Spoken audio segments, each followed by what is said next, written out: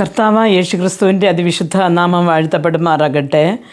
എബ്രായർക്ക് എഴുതിയ ലേഖനം 6-ാമത്തെ അധ്യായം അതിൻ്റെ 5-ാമത്തെയും 6-ാമത്തെയും വാക്യത്തിൽ നാം ഇങ്ങനെ വായിക്കുന്നു: ദൈവത്തിൻ്റെ നല്ല വചനവും വരുവാനുള്ള ലോകത്തിൻ്റെ ശക്തിയും ആസ്വദിക്കുകയും ചെയ്തവർ പിന്മാറിപ്പോയാൽ തങ്ങൾക്ക് തന്നെ ദൈവപുത്രനെ വീണ്ടും ക്രൂശിക്കുന്നവരും അവന് ലോക അപവാദം വരുത്തുന്നവരും ആകൊണ്ട് അവരെ പിന്നെയും മാനസാന്തരത്തിലേക്ക് പുതുക്കുവാൻ കഴിവുള്ളതല്ല എന്ന് കാണുന്നു.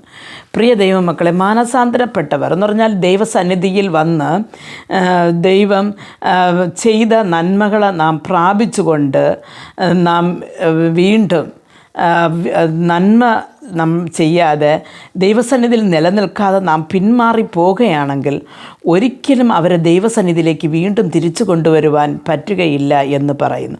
നമുക്ക് നമ്മുടെ ഇടയിൽ തന്നെ നമുക്ക് ചില സഹോദരങ്ങളെ കാണുവാൻ പറ്റും. എങ്ങനെയെന്ന് വെച്ചാൽ അവർ താൻ പ്രാർത്ഥിക്കും, നല്ലവണ്ണം ഉപവസിക്കും, അങ്ങനെ ചില കാര്യങ്ങൾ അവരുടെ ജീവിതത്തിൽ കിട്ടിക്കഴിയുമ്പോൾ പിന്നെ ആരാധന വിട്ട് മാറുകയും ദൈവസ്നേഹം വിട്ട് മാറുകയും ചെയ്യുന്നവരുമുണ്ട്. പിന്നെ അതേപോലെ ഒരിക്കൽ നമുക്ക് നന്മ കിട്ടിയിട്ട് അല്ലെങ്കിൽ പ്രാർത്ഥിച്ച ഒരു കാര്യം ദൈവം നടത്തി തന്നു, പിന്നീട് പ്രാർത്ഥിച്ചത് നമുക്ക് കിട്ടിയില്ല എന്ന് വെച്ചിട്ട് ദൈവസന്നിധിയിൽ നിന്ന് മാറിപ്പോകുന്നവരുണ്ട്.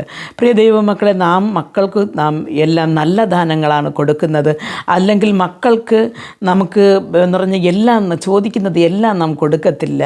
ചില കാര്യങ്ങൾ നാം വേണ്ടെന്ന് വയ്ക്കും. അതേപോലെ തന്നെ പിതാവായ ദൈവവും ചില കാര്യങ്ങൾ നമുക്ക് തരും, ചിലത് തരത്തില്ല എന്ന് വെച്ചിട്ട് ദൈവസന്നിധിയിൽ നിന്ന് മാറിപ്പോകുന്നവരുണ്ട്. അപ്പോൾ അങ്ങനെയുള്ളവരെ വീണ്ടും പിന്മാറ്റത്തിലേക്ക് പോയവരെ വീണ്ടും ദൈവസന്നിധിയിലേക്ക് കൊണ്ടുവരുന്നത് പറ്റാത്ത കാര്യം. അതുമല്ല, അവർ അതിൽ നിന്ന് മാറുമ്പോൾ യേശുക്രിസ്തുവിൻ്റെ ആ ഒരു ക്രൂശ് മരണത്തിന് അപമാനം വരുത്തുകയും വീണ്ടും യേശുവിനെ ക്രൂശിൽ തങ്ങളുടെ ജീവിതം കൊണ്ട് ക്രൂശിൽ അറയുകയും ചെയ്യുന്നു എന്നാണ് വചനം പറയുന്നു.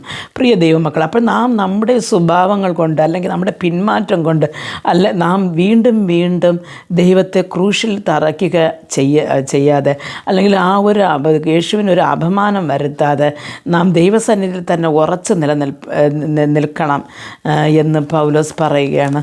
അതേപോലെ അത് എങ്ങനെയെന്ന് വെച്ചാൽ നമ്മൾ ആ 7-ാമത്തെയും 8-ാമത്തെയും വായിക്കുമ്പോൾ അവിടെ കാണുന്നു: പലപ്പോഴും പെയ്ത മഴ കുടിച്ചിട്ട് ഭൂമി കൃഷി ചെയ്യുന്നവർക്ക് ഹിതമായ സസ്യാദികളെ വിളയിക്കുന്നു എങ്കിൽ ദൈവത്തിൻ്റെ അനുഗ്രഹം പ്രാപിക്കുന്നു.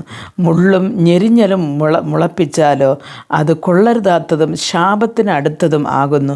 ചുട്ടുകളക അത്രേ അതിൻ്റെ അവസാനം എന്ന് പറയുന്നു. പ്രിയ ദൈവമക്കളെ, വല്ലപ്പോഴും പെയ്യുന്ന മഴ കൊണ്ട് ഭൂമി നല്ല ഫലം കൊടുക്കുമ്പോൾ ആ ഭൂമി യഹോവയാൽ അനുഗ്രഹിക്കപ്പെട്ടിരിക്കും.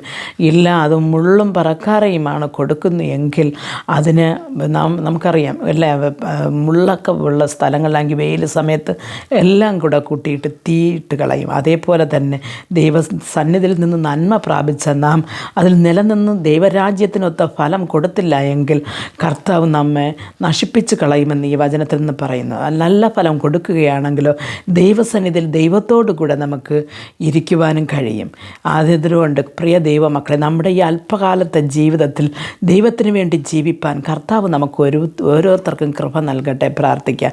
ഞങ്ങളെ അതിവാത്സല്യമായി സ്നേഹിച്ച് വഴി നടത്തുന്ന ആ സ്വർഗസ്ഥ പിതാവേ, ഞങ്ങളുടെ ജീവിതത്തിൽ അങ്ങ് ചെയ്തു തരുന്ന എല്ലാ ഉപകാരങ്ങളെയും ഞങ്ങൾ വാങ്ങിക്കൊണ്ട് ദൈവമേ മറന്നു കളഞ്ഞ് പിന്മാറിപ്പോകാതെ കർത്താവെ ഞങ്ങൾ വീണ്ടും ദൈവമേ അങ്ങയുടെ സന്നിധിയിൽ ഒത്തുചേർന്ന് അങ്ങയോട് തന്നെ ചേർന്ന് നിൽപ്പാൻ ഞങ്ങൾക്ക് കൃപ നൽകണമെന്ന് പ്രാർത്ഥിക്കുന്നു. കർത്താവെ, ഇത് വചനം കേട്ടുകൊണ്ടിരിക്കുന്ന ഓരോരുത്തരെയും അങ്ങ് കർത്താവെ അവർ പ്രാപിച്ച നന്മയിൽ തന്നെ നിലനിന്ന് ജീവിപ്പാൻ കൃപ നൽകണമെന്ന് പ്രാർത്ഥിക്കുന്നു. യേശുക്രിസ്തുവിൻ്റെ നാമത്തിൽ പ്രാർത്ഥിക്കുമ്പോൾ പ്രാർത്ഥന കൃപയോട് കേട്ട് മറുപടി നൽകി തരണം നല്ല പിതാവേ. ആമേൻ.